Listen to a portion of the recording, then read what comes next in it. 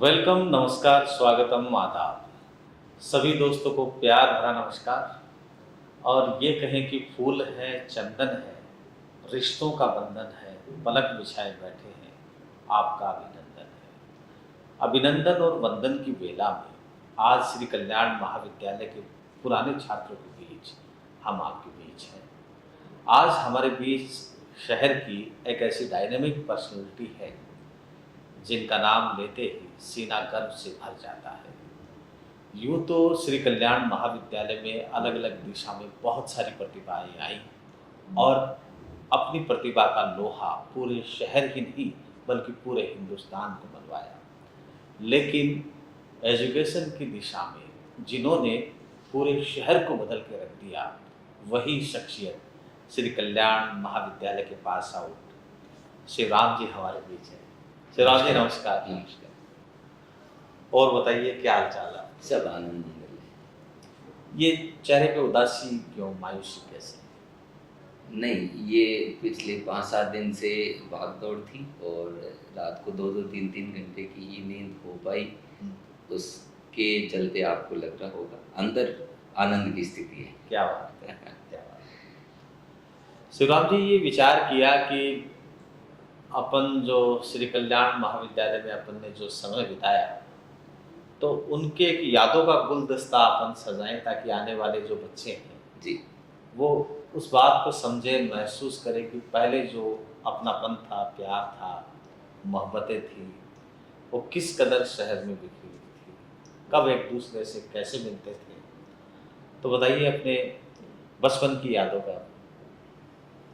इस शहर को मैंने बढ़ते हुए देखा है और शुरुआत मैं ये यहाँ से करना चाहूँगा कि मेरा घर जो है वो बालूराम कंपाउंडर की गली में था और वहाँ से जैन स्कूल मैं पैदल जाता था। हाँ।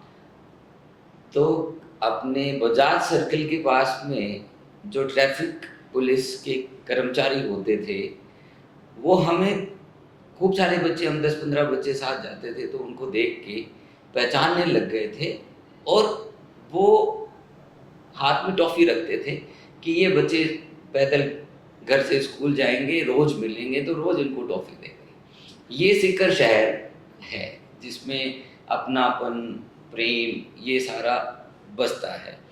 और फिर जैन स्कूल से 1 साल मैं एसके स्कूल में पढ़ा, एसके स्कूल से मैं एसके कॉलेज में आया। मेरी ग्रेजुएशन जो है वो एसके कॉलेज से हुई। 11th-12th क्लास में मेरे पास जैन स्कूल में गुप्ता जी के डंडे। हाँ, डंडे मुझे कभी नहीं पड़े क्योंकि मैं होमवर्क प्रॉपर टाइम पे करके जाता था। पढ़ने को लेके हमेशा से ही सिंसियर था।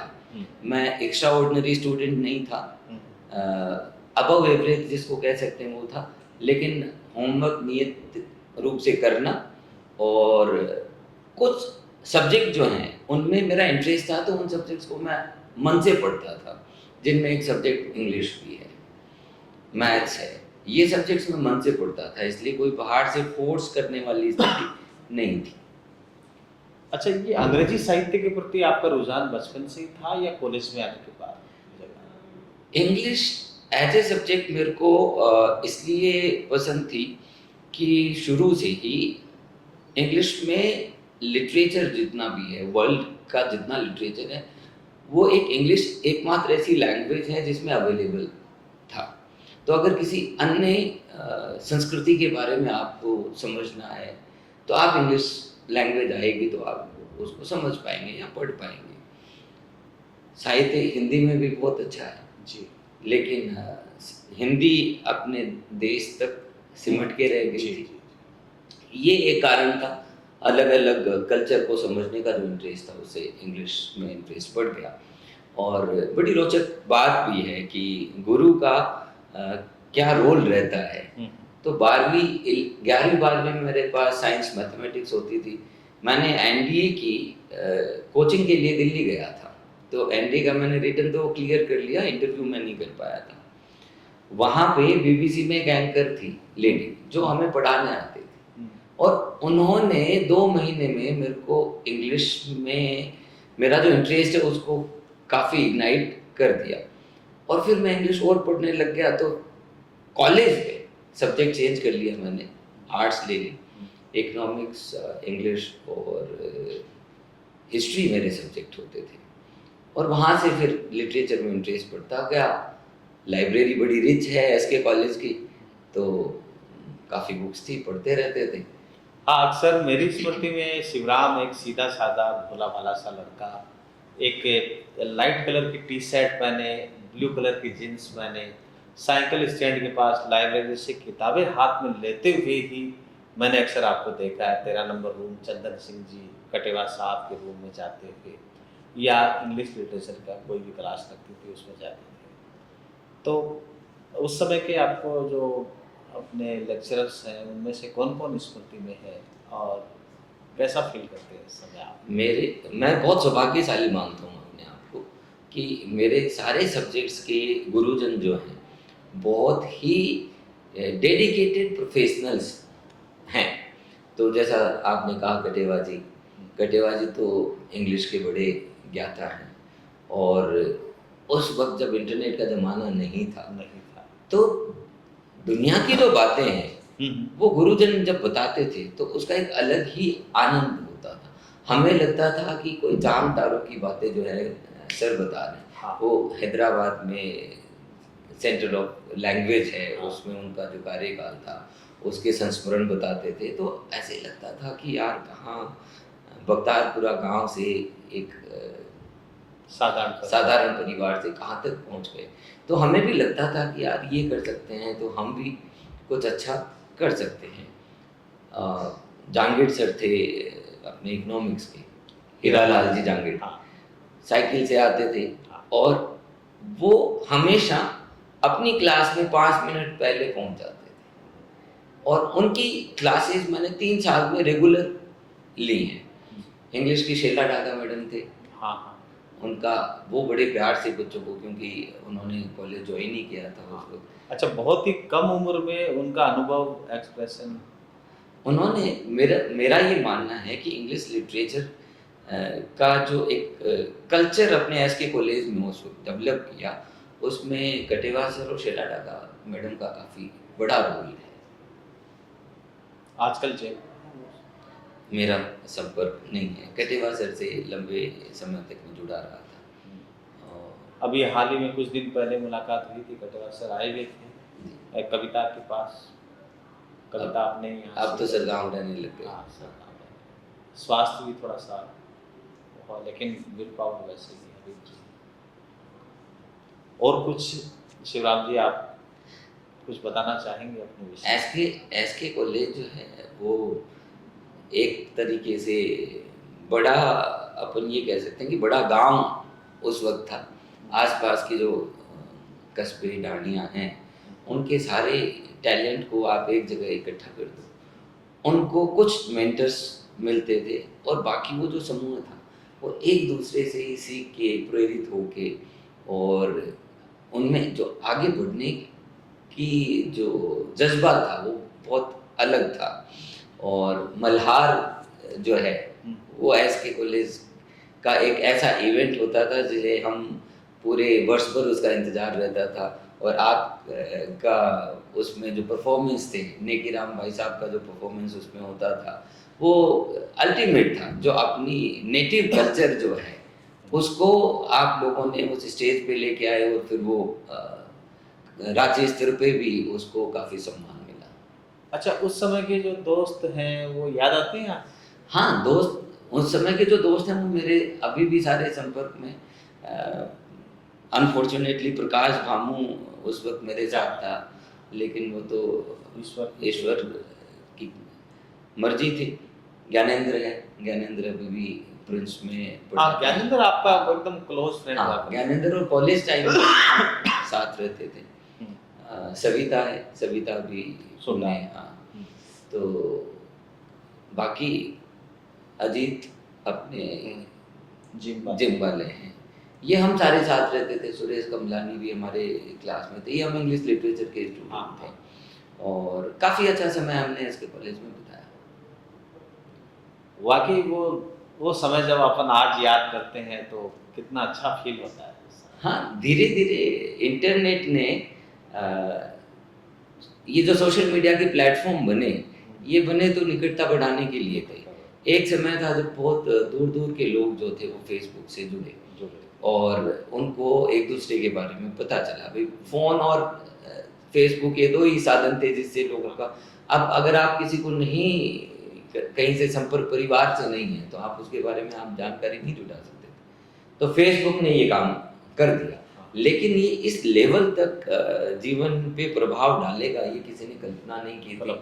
तो एक समय पे इसने जोड़ा और उसके बाद में इसने दूरियां इतनी कर दी कि हम अगर एक सोफे पे बैठे साथ-साथ बैठे हैं घंटों, तो भी हम एक दूसरे से बात नहीं करते। वो ज़माना था जब हम बिजली का बिल जमा करवाने जाते थे, वहाँ दोस्त बना के आ जाते थे। 1.5 घंटे लाइन में खड़े हुआ और आप गाँव और ठिकानों तक की खबर लेके आ जाते थे। अच्छा, पर जैसे शिवराम जी, जैसे दोस्तों के गुण और अवगुण दोनों आते हैं, जैसे अपन महसूस करें, तो वैसे ही जैसे गुरुजन अपने को जो पढ़ा रहा है, गुरुजन की जो टोन है, उनका रहन-सहन है, तो ऐसा ऐसा मैंने तब महसूस किया, शायद आपके तो सीनियर थे, रामदेव जी अपने ग्लोबल वो, हाँ। है ना? तो वो जब बातें भी करते थे तो बिल्कुल ऐसा लगता था कि चंदन सिंह जी कटवा साहब की झलक होती है। जैसे धीरे से बात करना, जैसे आजकल सोशल मीडिया पे दिव्य कृति सर हैं, वो बातें करते हैं। हाँ, हो जाएगा। मतलब एक धीरे से टोन के साथ, है ना? अभी तो वो शायद गवर्नमेंट सर्विस में है। हाँ, रामदेव गवर्नमेंट सर्विस संपर्क में है भी क्या? हैं और कोचिंग भी उन्होंने काफ़ी लंबे टाइम हाँ। तक चलाया था। तो दोस्तों के गुण और अवगुण दोनों साथ आते हैं। तो आपके उस समय के जो एकदम क्लोज़ फ्रेंड थे, एक तो ज्ञानेंद्र बताया आपने, एक शशि भी आपके साथ था क्या? शशि मुझे याद नहीं है। अच्छा, अच्छा, अच्छा। तो एकदम क्लोज़ कौन था? ज्ञान ज्ञानेंद्र और प्रकाश के साथ कॉलेज प्रकाश टाइम राव। में हमने काफ़ी काफ़ी लंबा टाइम बिताया। प्रकाश में बहुत आग थी, डेडिकेशन हाँ, बहुत था। हालाँकि वैसे वो नवोदय से पास आउट हुआ। नवोदय से पास आउट था, फिर एसके कॉलेज में आया और तो आपने शहर की दिशा एजुकेशन को लेके आज हर घर में जैसे ही बच्चा बड़ा होता है, 2, 3, 4, 5 साल का होता है, उनका एक ही सपना होता है कि शिवराम जी वाली स्कूल में। तो ये ऐसा जब सुनते हैं तो मन को अच्छा तो फ़ील होता ही है। Thank you. हाँ, ये शुरुआत इसकी ऐसी है कि जब मैं दिल्ली गया, हाँ। तो दिल्ली की जब स्कूल्स के बच्चों से मैं मिला हुँ, और मैं एक स्कूल में भी गया था वहाँ पे, हुँ, तो मैंने देखा कि बहुत बड़ा गैप है। हुँ, हम छोटे शहरों में जब रहते हैं, हुँ, तो एक एजुकेशन ही एक ऐसा साधन है जो इस गैप को फिल कर सकता है। हमारे स्कूल्स में सिर्फ हम पढ़ाई की बात करते हैं, वहाँ उस वक़्त भी वो ऑल राउंड डेवलपमेंट की बात करते थे। आप विश्वास नहीं करेंगे, मोम वाले जो रंग होता है ना, उसको क्रेयन बोलते हैं। हुँ, ये मेरे को 12वीं पास करने के बाद पता चला था। ठीक है, अपने हिंदी मीडियम के जो स्कूल्स हैं, वो भी मारवाड़ी मीडियम के ही कह सकते हैं। सारे टीचर मारवाड़ी में बात करते थे, पढ़ाते थे। पढ़ाई अच्छी होती थी, लेकिन वही बच्चा जब रियल वर्ल्ड में जाता है, तो उसको लगता है कि यार अब मैं कहाँ से कहाँ आ गया। तो वो थोड़ा-सा इन्फीरियॉरिटी कॉम्प्लेक्स भी आता है। सही। तो वहाँ फिर मेरे को ये लगा कि सीड थॉट जिसको कहते हैं ना, वो उस वक़्त दिल्ली गया तभी हुआ कि अगर ऊपर वाले की कभी कृपा रही, तो ऐसा प्लेटफ़ॉर्म बनाएँगे, जिस पे बच्चों का सर्वांगीण विकास पे काम करेंगे। और ये ऊपर वाले की मर्ज़ी मानता हूँ मैं तो कि 12वीं तक साइंस मैथ्स, फिर आर्ट्स ली, हुँ, फिर बीएड किया। हुँ। बीएड करना भी संयोग मात्र था, बड़े वाले ने बीएड कहाँ से किया आपने? मैंने जामडोली से किया। अच्छा, अच्छा। हाँ, उस वक़्त बीएड भी आरएस के बराबर होता था, बराबर। लिमिटेड सीट थी। तो बड़े वाली जो सिस्टर हैं, हुँ, उन्होंने वो बीएड करना चाहती थी, तो उन्होंने कहा कि यार ये रीज़निंग और इसका थोड़ा-सा तैयारी मेरे को करवा दे। हाँ, तो हम दोनों साथ पढ़ते थे, मैंने भी फॉर्म भर दिया, बीएड में नंबर आ गया, बीएड कर ली। तब तक तो ये कुछ भी सोचा नहीं था कि करना क्या है। करना क्या है? हाँ, पढ़ाने को लेकर मन में बड़ा इंटरेस्ट था, मतलब पैशन था कि जो है उसको बाँटा जाए। क्यों? उसमें गुरुजन का भी प्रभाव है और शुरू से लक्ष्मणगढ़ नाथ जी महाराज का जो आश्रम है, श्रद्धानाथ जी का, तो पिताजी वहाँ लेकर जाते थे। तो बचपन से आश्रम से जुड़ने के चलते जो बांटने का भाव है वो मेरे माता पिता से और बाबूजी महाराज से आ गया। और फिर एक ये कि स्कूल ऐसा प्लेटफॉर्म बना दें जहाँ पे बच्चों का सर्वांगीण विकास हो। तो ये करते करते फिर फर्स्ट ग्रेड में नौकरी भी लगी और फिर वो छोड़ के और 3 कमरों से यूरो किड्स की शुरुआत की। अच्छा, बालूराम कंपाउंडर वाली गली में जब शुरू से आपने किया था तो उस वक्त मतलब क्या विचार था कि आपको इस क्षेत्र में ही आगे जाना है या? हाँ, ये मैं जब पीछे मुड़ के देखता हूँ तो ये समझ में आता है कि जब मैं 8वीं क्लास में था तभी आस पड़ोस के जो बच्चे हैं ना उनको मैथ्स और इंग्लिश पढ़ाता था मैं, और ऐसे ट्यूशन नहीं पढ़ाता था, वो उनको कहीं भी अटकते थे तो मेरे पास आ जाते थे। और उसके बाद में जैसे मैं गांव गया, वहाँ कुछ कहानी सुन ली, आश्रम गया वहाँ सुन ली, किताबों में पढ़ ली, वो बच्चों के साथ मैं शेयर करता रहता।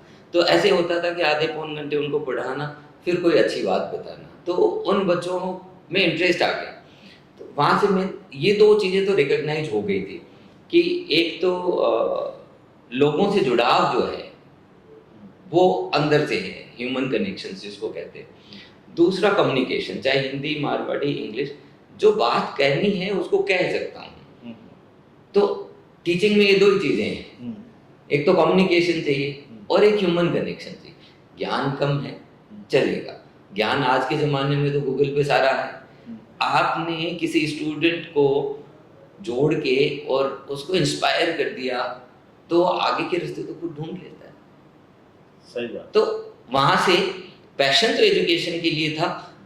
फिर 12वीं के बाद में एक सीड थॉट था कि स्कूल, ऐसा स्कूल अपने को करना है, क्या होगा कैसे होगा। पीछे पिताजी बैंक में थे, परिवार में संसाधन इतने थे नहीं, तो इस प्रारूप में ये चीज़ें हो जाएंगी उसकी तो कभी कल्पना मात्र भी था ही नहीं। लेकिन वो जज्बा था, पैशन था और ऊपर वाले का आशीर्वाद, माता पिता का भरपूर साथ मिला और करते करते यहाँ तक पहुँच गए। अच्छा, जीवन की इस पगडंडी में चलते चलते कभी कोई उतार चढ़ाव भी आपकी जिंदगी में आया? उतार चढ़ाव, जीवन उतार चढ़ाव का ही नाम है। और जब आप स्क्रैच से शुरू करते हो तो संघर्ष बड़े होते हैं। आप संसाधन भी जुटाओगे और फिर आप जो काम कर रहे हो उसमें भी आपको 100% देना है, मैं तो कहता हूँ 170% देना है। तो उसमें फिर आपको संघर्ष तो रहता है और ये एकाकी यात्रा भी है। आप जब अपना सपना लेके चलते हो तो आप क्या सोच रहे हो, क्या जी रहे हो, वो आपको पता है।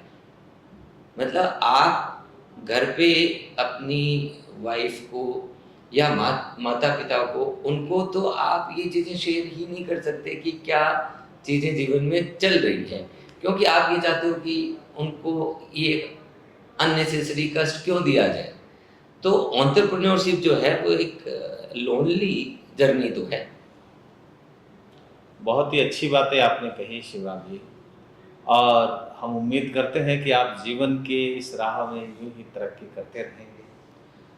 अब चलते चलते जरा अपने जो दर्शक हैं, अपने जो ऑडियंस हैं, अपने जो साथी हैं, श्री कल्याण महाविद्यालय के पुराने छात्र हैं, जो नए बच्चे आए हैं, तो उनके लिए आप क्या दिशा निर्देश करना चाहेंगे? कल्याण कॉलेज जो है वो मेरा मानना है टैलेंट का गढ़ है। और अपने यहाँ तो अपन जो पढ़ते थे वहाँ से अब तक कॉलेज में एस के कॉलेज का कोई क्या कहते हैं सब्स्टिट्यूट तो नहीं है।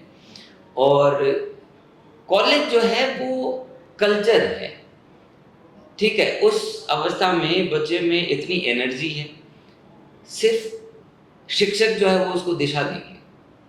तो ये बड़ी जिम्मेदारी बच्चों पे है कि वो अपने कॉलेज को किस दिशा में लेके जाएं। और आज इंटरनेट के ज़माने में नॉलेज की तो कमी है नहीं, उस कल्चर को कैसे फॉर्म करना है जिससे आप आने वाली पीढ़ी के लिए एक उदाहरण पेश करें और उनको ये विश्वास दिलाएं कि हाँ हम कर सकते हैं तो सब कर सकते हैं।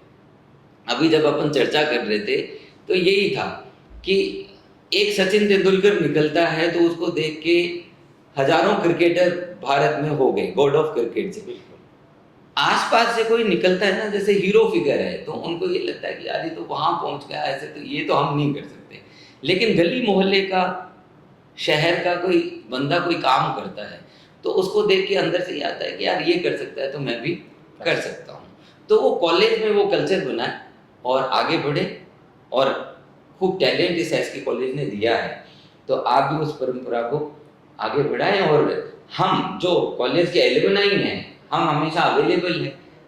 जो भी हमसे आपको संसाधन चाहिए, उसके लिए हम हमेशा तो उपलब्ध शिवराम रहेंगे। जी का लबो लुबाब ये है कि रुक जाना नहीं तू कहीं हार के, हमेशा जीवन के पथ पे चलते रहना है। जीवन में जो भी दुख, कांटे, मुसीबतें आए, आप उसका मुकाबला करें डट के, क्योंकि हिम्मत की कीमत है। इन्होंने भी शुरू में 2-3 कमरों से विद्यालय स्टार्ट किया था।